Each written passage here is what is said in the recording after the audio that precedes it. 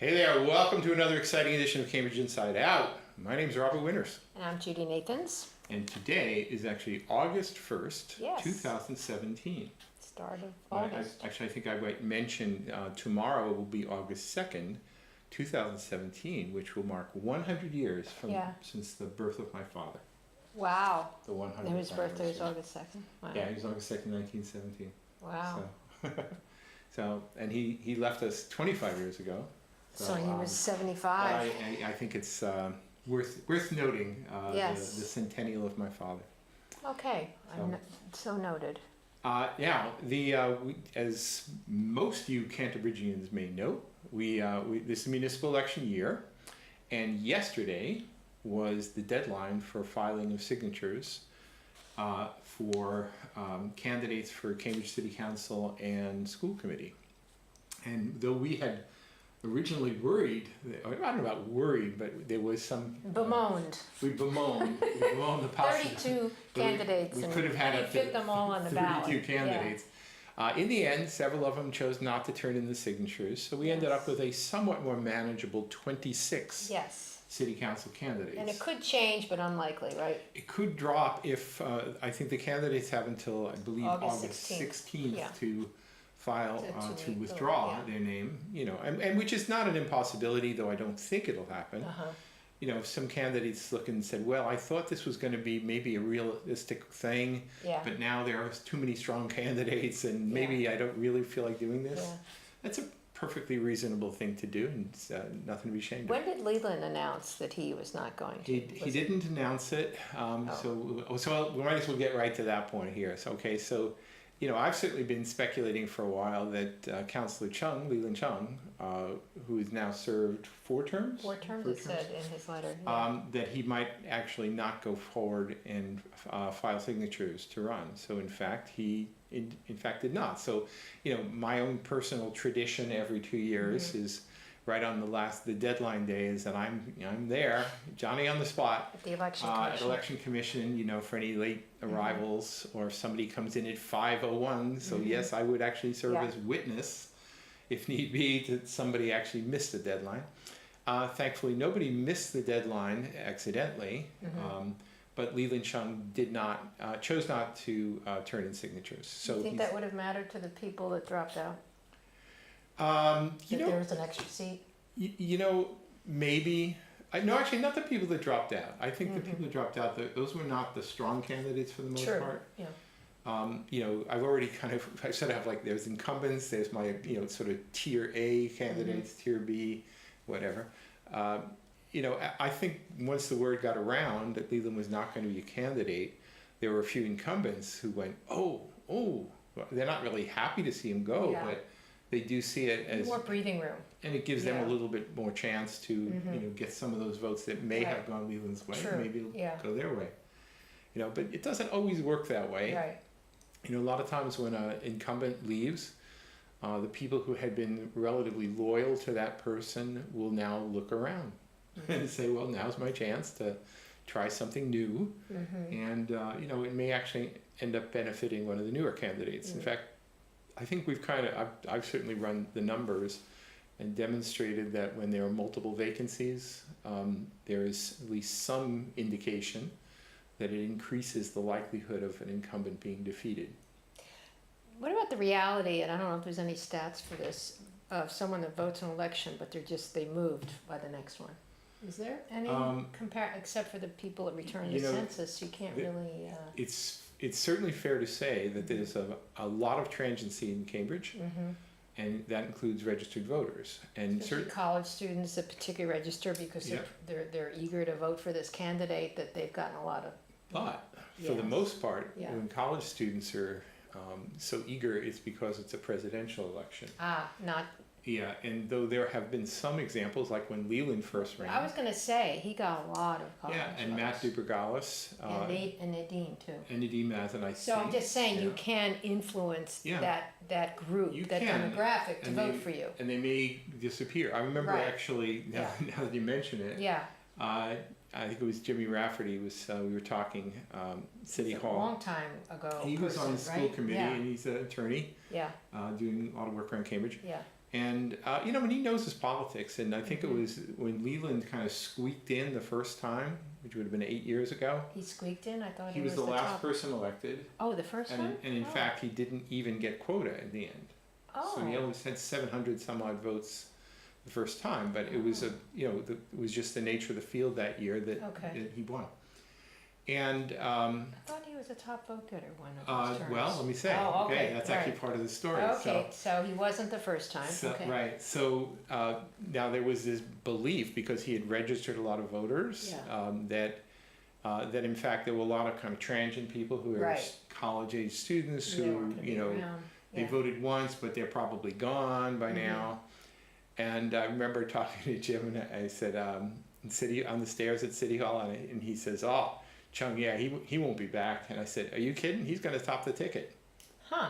And he topped the ticket. So, I score points in punditry there. I think. It is true. You can't really count on the sort of transient voters.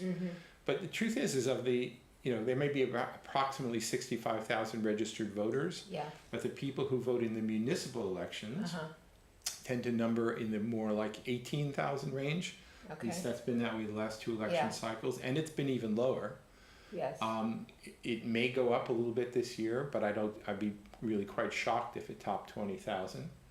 Well, it does follow the presidential election, which was just a few months. It's just a year before, so it could influence the number of registered voters in a post-presidential election year stays a little high, and it kind of dwindles down until the next presidential election cycle. Right. I think that is something of the nature of the Trump election, that it may actually make people just pay a little more attention and vote, maybe even in local elections. Yeah. But it's usually true that the 20-ish, let's say 20,000 maximum, or 15 to 20,000 people who vote in municipal elections tend to be dominated by the people who are sticking around. Yeah, that's true. A lot of repeat voters. And there's a lot of loyalty. People have often commented over the years about the loyalty of the number one voter. Right. So if you're a new candidate and you're trying to look for votes, it's generally not the best strategy to try and rip them away from an incumbent. Yeah. You got to sort of get your own votes. If an incumbent has sort of alienated some people, and and there's some low-hanging fruit for you there, pick it. Sure, but generally speaking, you can't. It's not so easy to take those votes away from somebody. But when somebody leaves voluntarily, and we have David Marr, Nadeem Mazen, and now Leland Chung leaving voluntarily, that's a lot of fruit hanging on the trees. How often do the people that have been on the council leave endorse someone coming in? Not that often. Right, they're careful of. Yeah, I think they're a little. I mean, certainly there are some instances where it was, whether they did it explicitly or implicitly, it could be done. I think, I think it was Henrietta Davis jumping from school committee to city council, kind of co-campaigned with Alice Turkel, I think. Maybe. Yeah, they did some benefits together. Yeah. Some fundraisers. Yeah. So there was some of that. Kind of going on with Emily Dexter and Jan Devereaux, I think. Maybe. Certainly when Mark McGovern chose to leave school committee, actually when Marjorie Decker went for state rep, she basically gave. He was on the school committee, right? Gave kind of a plug for Mark McGovern, and then when Mark. Same with Alice Wolf to Marjorie Decker back years ago. When you were running for, there was no transition on the city council from one to the other. No. Alice left in 1993. Marjorie ran in Marjorie ran in 1999. Oh, okay. But I can certainly point to when Walter Sullivan retired and obviously endorsed enthusiastically his son Michael. Certainly when Sheila Russell left, for all intents and purposes. Well, I think she probably explicitly told her people, please vote for David Marr. Huh. So a lot of the Russell people voted for David Marr. But David Marr is, I guess there's a situation now. I think David's delicate. David's in a situation where he's leaving, and he certainly, I think, has encouraged some new candidates. So he's probably not in a position where he could come out and say, please vote for this one or that one or the other one, because you'd be playing favorites when in fact you've encouraged several candidates. He's also still going to be in the public eye because he's going to be the He is the head of the Chamber of Commerce. So. Yeah, which I do hope will play a more prominent role in the future. I think it would be helpful. Yeah, it seems to be kind of a dormant some of the local business associations, like the Central Square Business Association, is really sort of coming into its own now. There's pretty good activity, I think, with the Harvard Square Business Association. There's a Kendall Square Association. Aren't they combining Inman and East Cambridge? Yeah. So there was, and actually some of the very, very positive phenomena is happening, which is, and I've always encouraged local neighborhood associations to get to know the local business associations because you can both benefit from each other's partnership. And that seems to happen a little bit more frequently now. I mean, Porter Square Neighborhood Association and the Porter Square businesses, I don't know if they have a business association. I don't think they do. But they certainly work cooperatively. They're not, they don't view each other as sort of enemies or anything. That's good. You know, there was a time Central Square, if you were a Central Square property owner, business owner, some of the activist groups really viewed you as like the evil capitalists, and they were sort of down on you. But that era is kind of gone. Yeah, it's gone. So I think we're in a period now where the Chamber of Commerce could actually possibly serve as help to coordinate some of this. Yeah, I mean, I'm not sure what they. We'll see.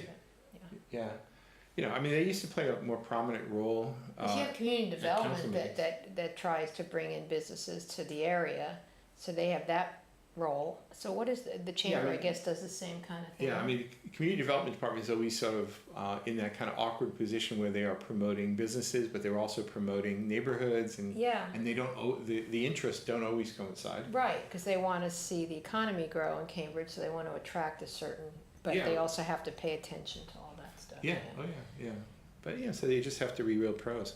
Yeah. So anyway, one thing I thought we might mention here, just because let's scroll up Leland there a little bit here. So Scroll beyond Leland. Yeah. Don't just get him right there. Oh, great. Yeah. So Leland, announced that he was leaving, and we're not going to read the whole thing here. But the thing is, like last You're night. You're on his email list. You got. Well, I got a kind of a courtesy tip last night. Okay. So I just held off until this morning. You know. So again, we're not going to read this here right now, but. It was a very, very nice, thoughtfully written response that around 9 o'clock this morning, Leland sent out to all of his supporters, or people on his mailing list, pretty much laying out, his thoughts in choosing not to seek re-election, and with a really strong focus on, his desire basically to spend more time with his kids. Yep. So, who could criticize that, So I thought he was very, very well phrased. So anyways, posted on Cambridge Civic Journal Forum for those who want to. And other places. Might as well at least mention who the. I don't know if we have to go through the whole list of the 26. Maybe we can actually. Do you want to go to the candidates pages, or do you want to just go? We could do that too, if you want. All right, you can keep talking. So anyway, so we got 26 candidates for city council and 12 for school committee. So just about everybody, but all but one of the people who were pulled papers for school committee, not counting Richard Harding, who pulled for both city council and school committee, all but one did file.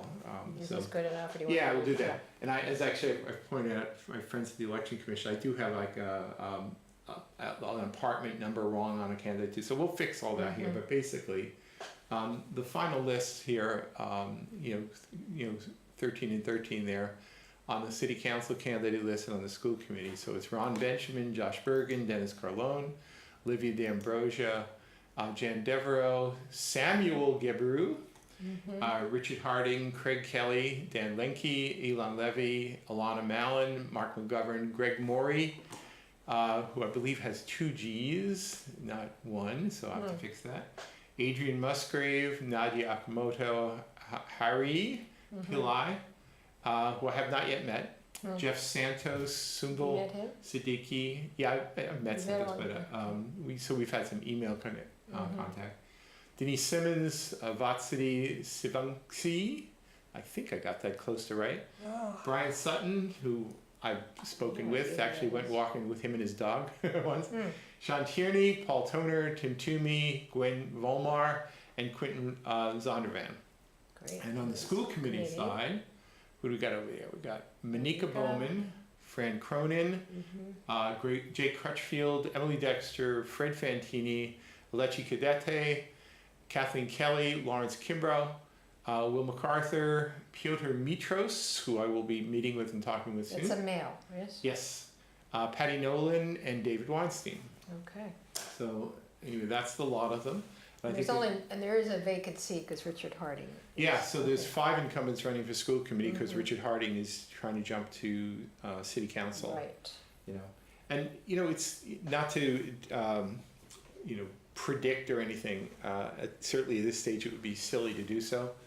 But what I've sort of done is just trying to measure them up, and I'm not going to name them by names here, but I'll just say here that at least by my accounting, what makes this election interesting is that you've got 6 incumbents, and again, no names here. Okay. I would say we have about 6 candidates who are real tier A challengers. Does that mean they could get ones? Meaning very, very good shot at winning. But obviously, even if all 6 incumbents were to win, you can't get 6 challengers to win because you only have 9 seats, right? And in addition to those 6 sort of top tier challengers, there's another 3, by my accounting, who are like almost there. You could almost call them top tier as well. So you've Who got. are they, Mr. Oh, Winters? let's not go there. Let's not go there. Well, why did you have it down? That's just for me. Oh. Right. And Here we me, go. because I'm looking at it. No. Yeah. All right. No. There's a reason why I'm hesitant. Sure. The reason is simply that, there is a phenomenon that happens in PR elections where if a candidate is viewed as safe, then people say, oh, well, then they don't really need my number 1 vote. Yeah, right. So let me try it out on one of these other candidates, right? So being perceived as a strong candidate with a good shot at winning might actually hurt you, right?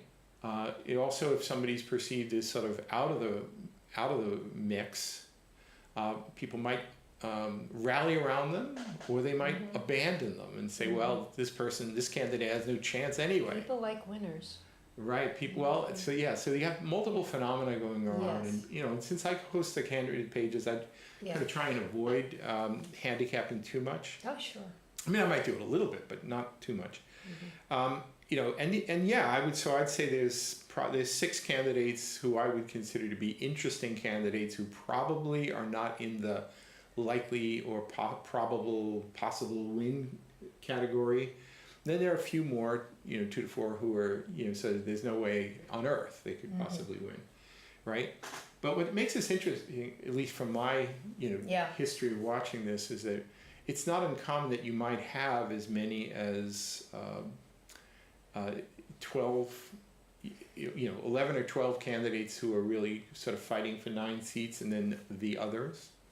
This is an election where you probably have, I would say, about 15, could be even 16 candidates who have at least have a reasonable chance of getting into getting in it. Now, one of those spots. And a lot's going to change because we're still talking 3 months from now, right? Yeah. It's August 1st, September, October, November. It's about a 99 days to go. That's it. Something like that, right? And during that time, there are some candidates who right now may not be particularly prominent, and people might go, I don't know who that person is, but who may distinguish themselves rather handsomely. Well, hopefully in the forums, which, thank you for listing those. I have them in my date book. Yeah, so, and there are more to come. I hope so. I only saw one school committee one.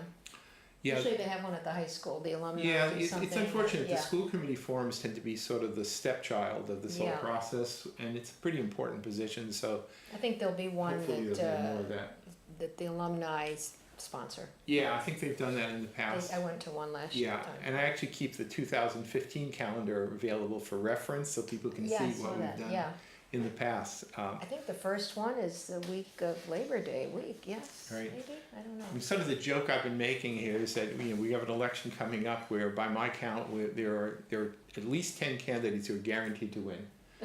But there are only 9 seats, so I don't know for sure, but I imagine the later rounds of the PR count this year might be pretty interesting.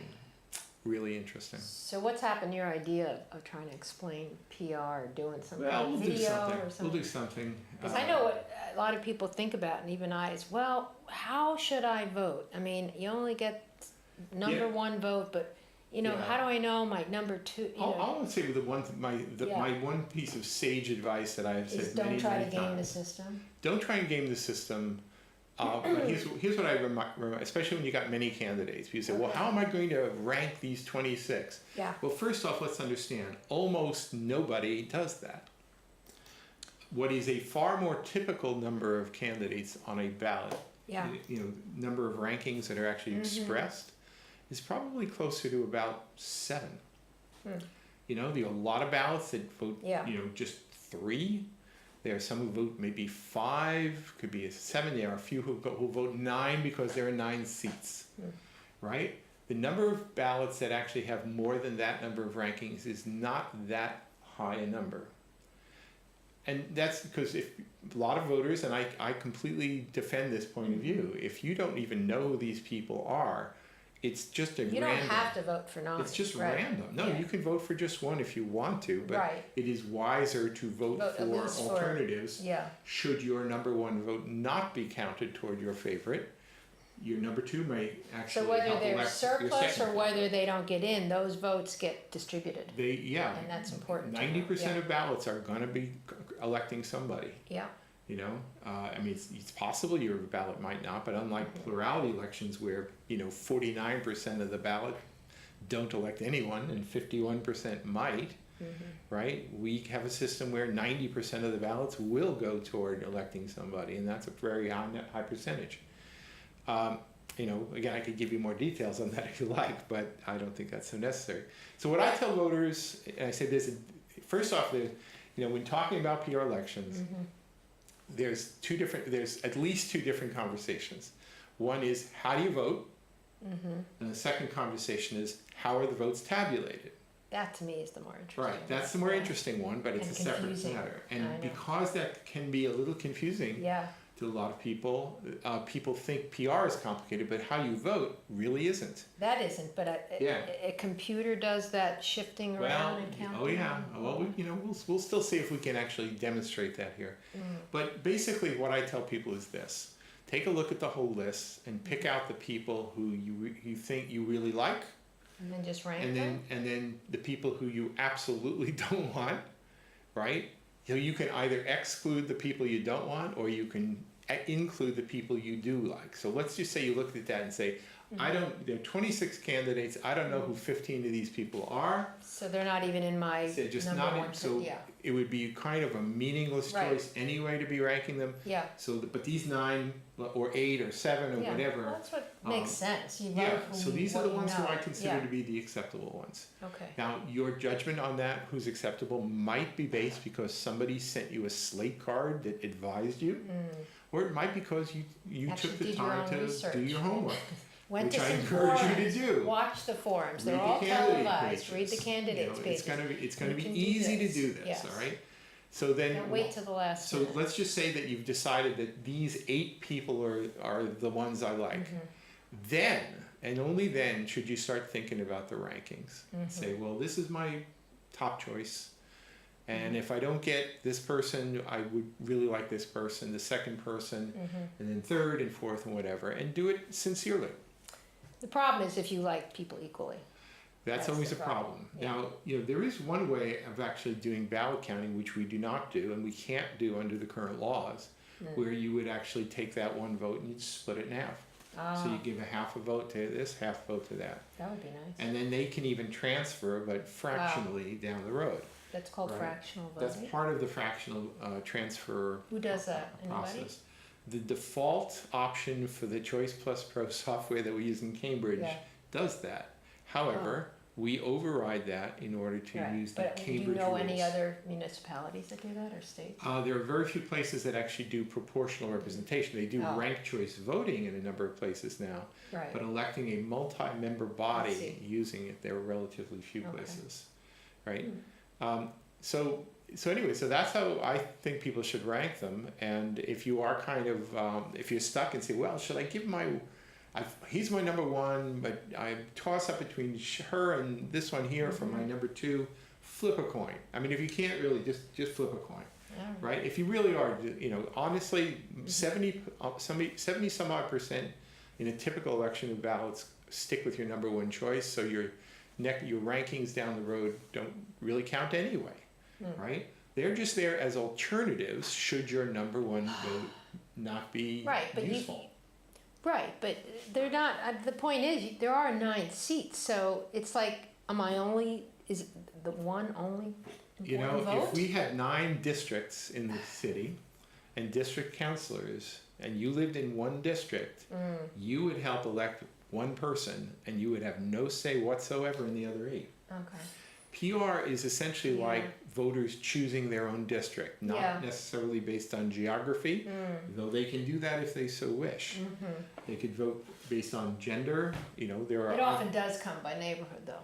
It does. I'm actually hearing some word there may actually be a slate of women candidates who are going to run as a pack. So, so there may be people who will vote the slate of women. You know, when all is said and done. Yeah, I wouldn't do that, but. Well, but there, you know, there's some, you know, like people used to in the old days, where they vote the CCA slate, and then after they voted the CCA slate, they might vote Al Vellucci out as well, or some other. That's different. That's men and women. I wouldn't just say. I know it's not my thing, but the thing is, you know, I will defend. Anybody can choose to vote based on whatever criteria you want. I suspect that's not going to. I'd be surprised to hear about that. There are always voters who will vote based on race. There may be but I'm surprised if I hear about an all-female slate. Yeah, there's some people who think that all voters vote based on issues. I think that's demonstrably false. No. But they're definitely part of it, but it's also the person espousing those issues. Yeah. Oh yeah, I think, you know, ultimately it's the character of the person is what wins people over much more so than the issues that they endorse. Yeah.